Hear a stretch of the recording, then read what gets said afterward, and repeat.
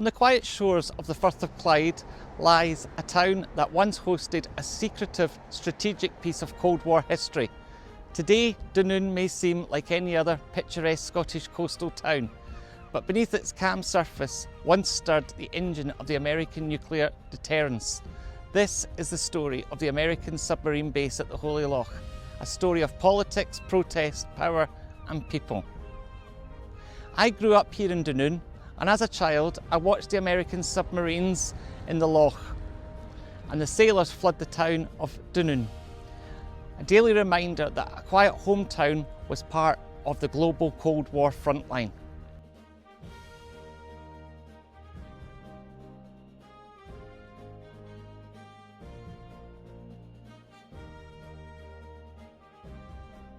The 1960s was a time of escalating tension. The Cold War between the United States and the Soviet Union meant that both nations needed to be ready at any time for the unthinkable.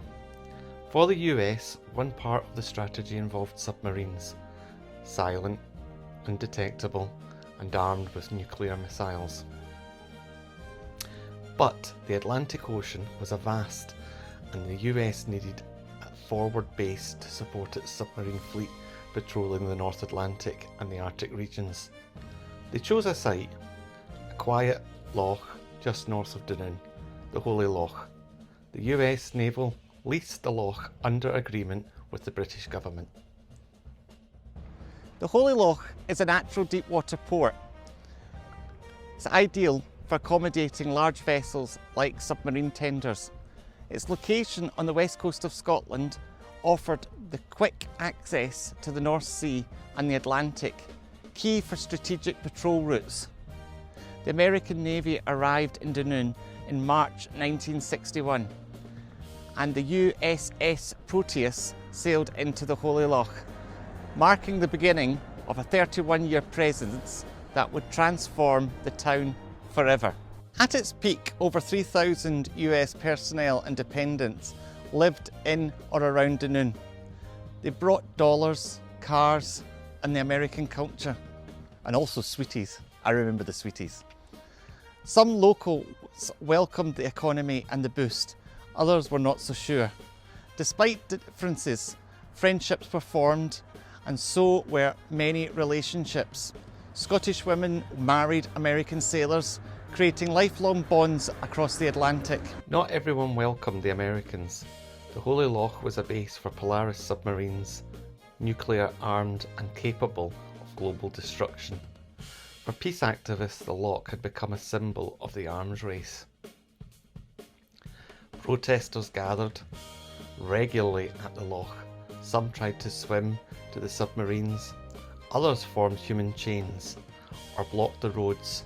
Their message was clear: nuclear weapons did not belong here. Despite opposition, the base remained a critical part of NATO's nuclear deterrent. During events like the Cuban Missile Crisis, the Falklands War, and later tensions in the 1980s, the Holy Loch submarines stood ready beneath the waves. American subs could launch missiles from anywhere in the Atlantic, but the Holy Loch kept them supplied, repaired and ready. It was a Cold War hub of readiness.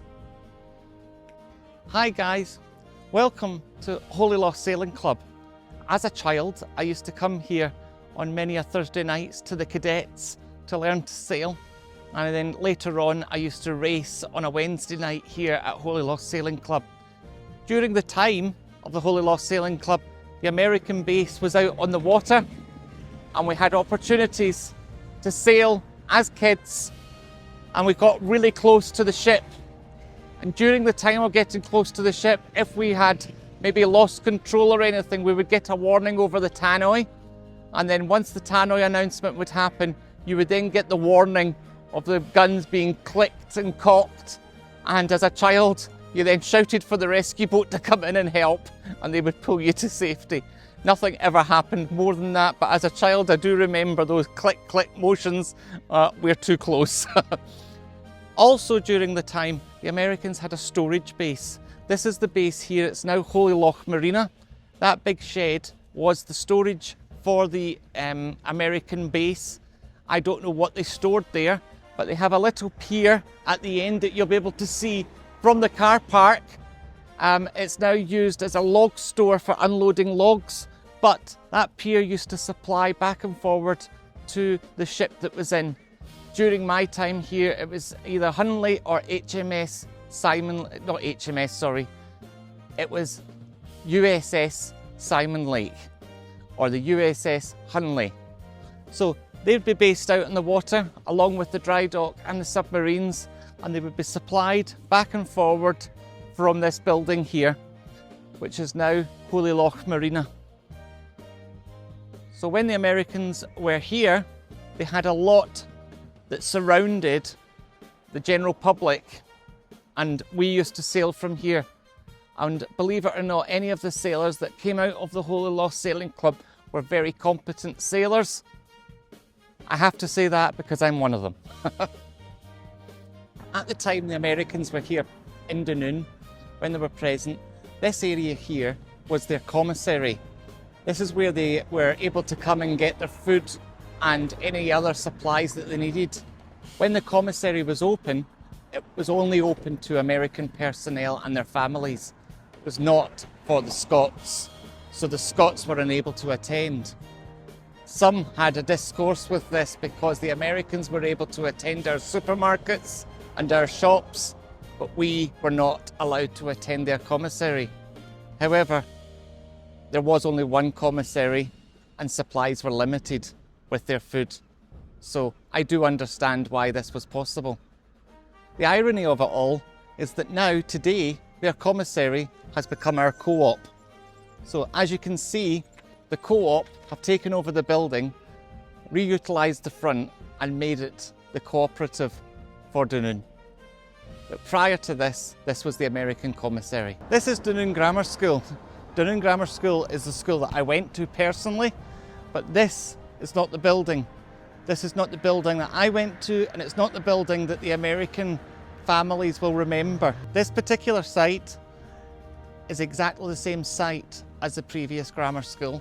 However, the previous grammar school playing fields were where this particular building is now, and behind that was where our school was, and they've knocked down the old school and made it the playing fields and put the school on the playing fields so that they were able to transition between the two schools so that the least interruption was possible. The school has shrunk in size. As you'll imagine, when I was at school, we had the American kids attending and the school was well into 4 figures. And I believe now they're down about 600 of a roll. So the school has definitely come right down in size. However, the facilities and the school are just the same because this school has just recently won Best School, I believe, in the world, but if not, it was definitely within Britain. I'll need to check that fact. But it's won, and it was brought up in the Houses of Parliament in London about winning the best school. So I'm really proud to be from this school, Dunoon Grammar School. Just over here, between the trees in the far distance, if you come forward, you have a dark patch, then a light patch, then a dark patch. Roughly where the light patch is going back, that is where the American baseball pitch was. Every Saturday and Sunday you would hear the Americans playing baseball down here. It was a proper built pitch. It had the red blaze, it had the big shaped area fencing that was tall where the baseball wouldn't get out of bounds, and then you'd have the baseball players playing, the cheers, the celebrations, and it could be heard for about a mile away from here either direction, the Americans cheering and celebrating. Now, as you can see, it's all very overgrown. When the Americans were playing baseball, these trees did not exist all along here. This was all open and you could see this pitch really easily. And this field could never be used for development due to the fact of the electric cables going through, which is why it was an ideal pitch. A chap called Monty Bryden owned the field, and he was very good working with the Americans, He allowed them to have their American baseball pitch here. I'm sure actually if you were able to get over, you would find remnants of the pitch still there today. But I believe that it's now very private. I can see someone walking about actually in the distance.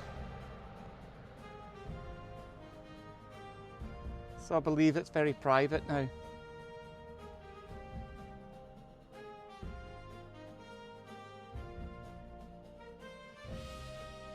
During the time that the Americans were here, this was known as Eagle Court. Eagle Court was where the families and the officers stayed. When at school, the buses used to bring coaches specially for the American kids back to Eagle Court. It was very popular and had very little British presence there. However, today it's known as Sandhaven, and it's all privately owned with private families and has become quite a fantastic resort full of British housing. Previously, we were out at Sandhaven in Sandbank, where the officers and their families and the personnel and families were all very much based at Sandhaven, previously known as Eagle Court. Here in Hunter's Quay, this is known as Waverley Court when the Americans were here. This was more for couples or individual personnel. It's now been sold on and made private housing, just the same as Sandhaven, and this is now Fairhaven instead of Waverley Court, but this is where the Americans would stay if they hadn't large families that were out at Sandhaven, which was previously Eagle Court. As you can see, it's flats and it's much more suitable for small families as opposed to the large families that would be based at Eagle Court or now Sandhaven. They were rebranded just after the Americans left. One became Sandhaven and one became Fairhaven. This is Fairhaven. Hi guys! Some of you may recognise this if you have been a fan of Emma Thompson's early work or Paul Merton. Paul Merton is of the Grand Tours of Scotland, if you recognise the name. He's a local chap to Denoon. He did a film production called The Tinned Fish, and The Tinned Fish was filmed here. There was no Western Ferry in it at the time, but the American base was right behind. You couldn't see over to Sandbank at the time. So here in Kilmun, you'd have seen the American ship, which was at the time the Simon Lake HMS, or it wasn't the HMS, it was the USS Simon Lake. And then there was the dry dock right behind that had the submarines, and a couple of the submarines would have been based alongside. At the time of the film, a young lad came along and was fishing at the end of the pier. And the question of the film is it safe to eat the fish because of the possible pollution? And I say possible because nobody really knows. But they said that there was possible pollution, and this is what this film was based about, was asking these questions. And during the film, Emma Thompson was the owner of the hotel, and this was the Kilmun Hotel. And when I lived here, this was a very vibrant hotel. It was quite a nice meal to be had in the Kilmun Hotel, but sadly, as you can see, it's been left to decay. I hope someone buys it soon and regenerates it, but currently it's looking a bit deprived and a bit run down. But it's nice to see that the pier is still very much in use, and Western Ferries are using it to dock their ferries when they're not in use. That's really nice because we need to keep our history alive, and this is traditionally what this pier would have been used for, is the steamer boats coming in. We didn't have the public transport we have now. The boats would have taken everyone round about the local area. So from A to B, if you wanted to get the boat from Kilmun round to Denoon, that's what you would have done. You wouldn't have got a taxi or driven, you would have got the boat round to Denoon. And that's how people travelled back in the day. So it's nice to see the pier still in action. So hopefully this brings back some memories of watching The Tinned Fish by Paul Merton, and Emma Thompson starred in it. And you may recognise some other stars in it as well. There was some budding new stars that went on to work on Taggart and a number of other Scottish productions. So if you haven't seen The Tinned Fish, it's on YouTube, well worth a watch. and it's all about the American submarine base here in Denoon at the Holy Loch, so well worth a visit. Denoon has Book Point. When the Americans were here, this would have been Bell's, the outfitters. Book Point would have been further down the street, but Book Point has now moved. And locally in Book Point, you can get this book, The American Years, Denoon and the US Navy by Andrina Messersmith. Fantastic read, lots of really good information about the American time in Denoon and lots of personal stories. Really worth getting a copy. You can get it here at Book Point. Well worth coming in and getting.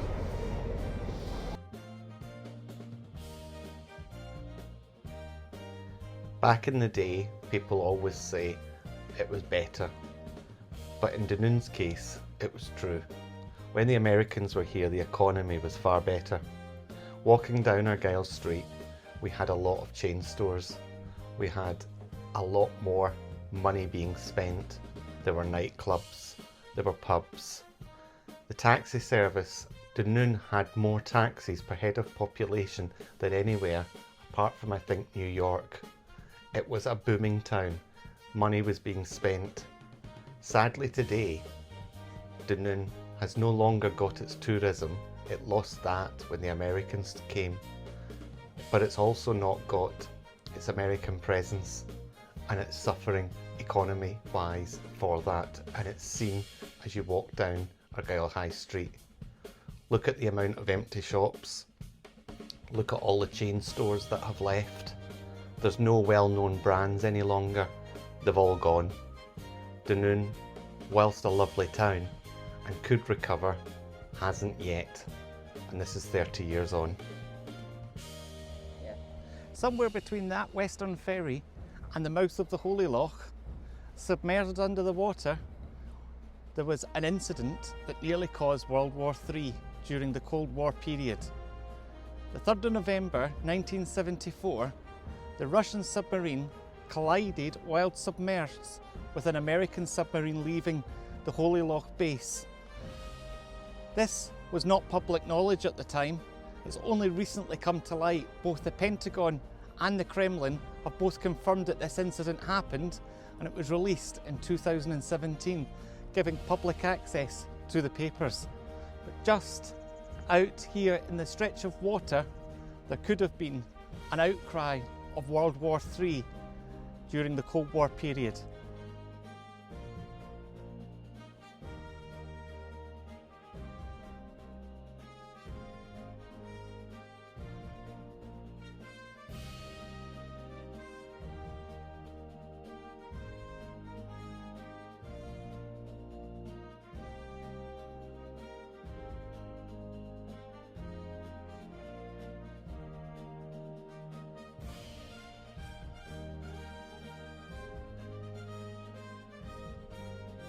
With the Cold War ending and the Soviet Union collapsing, the strategic need for the Holy Loch began to fade.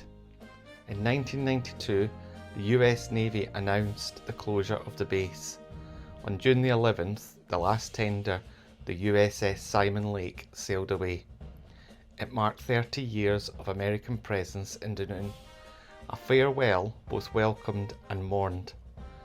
As a school kid, I remember the times well, being given time off from the secondary school to attend the beach where the USS Simon Lake had red, white and blue plumes of water being sprayed so high that we could all see it from both the Greenock beach and the Denoon beach as people lined the coastal route and along the promenade, cheering and crying. Today, little physical trace remains. The pier is in disrepair, the ships have sailed, but the local legacy lives on in Scottish American families and in the geopolitical history of the 20th century. After speaking to some locals, however, it is believed that just recently a team of American naval personnel were here to either check over the recovery of the waters, or were they here due to the possibility of revisiting the site with the threats of Russia and the Middle East. This said, it could be completely innocent, checking on how the Holy Loch is reclaiming its natural environment. But the other school of thought the locals are having is that they are revisiting the site to do a viability check on whether repurposing of the US naval base would be possible. These thoughts have been heightened with the length of time that they were here. Denoon will always be remembered for its role in the nuclear age, not as a place of war, but as a meeting point between nations. A town where sailors and civilians, Scots and Americans, lived side by side, quietly shaping history from the shores of the Loch. Currently, as we are shooting this film, Donald Trump has actually come over from America on Air Force One and landed just further down the Clyde at Prestwick. He's arrived last night and he's going to be here for a few days speaking to our First Minister, who's John Swinney from the SNP party. Is this further developments of the possibility of the site being reopened in the Holy Loch? Or is this just a friendly visit where he's going to have a few rounds of golf at his golf clubs that he currently owns? Who knows? But it makes for a good speculation, doesn't it? While we're here, we're just outside the Castle House in Denoon, the Castle House Museum.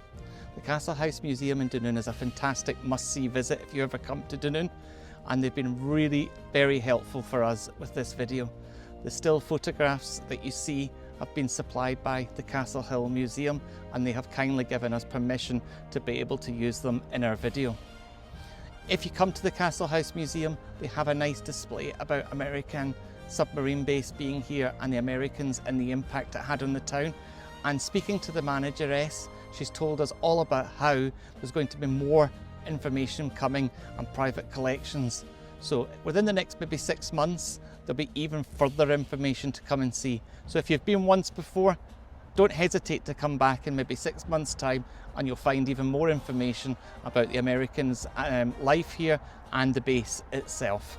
Bonnet and Blade will obviously keep you up to date if Donald Trump has made arrangements for a new base at the Holy Loch, or if he's just here for golf. We'll keep you up to date. And Bonnet and Blade have been really quite happy to do this video because it brings back a lot of childhood memories. So don't forget to like and subscribe. And from myself, Grant, and from Jess, the cameraman, we're saying goodbye, and we'll see you on the next one. All the best.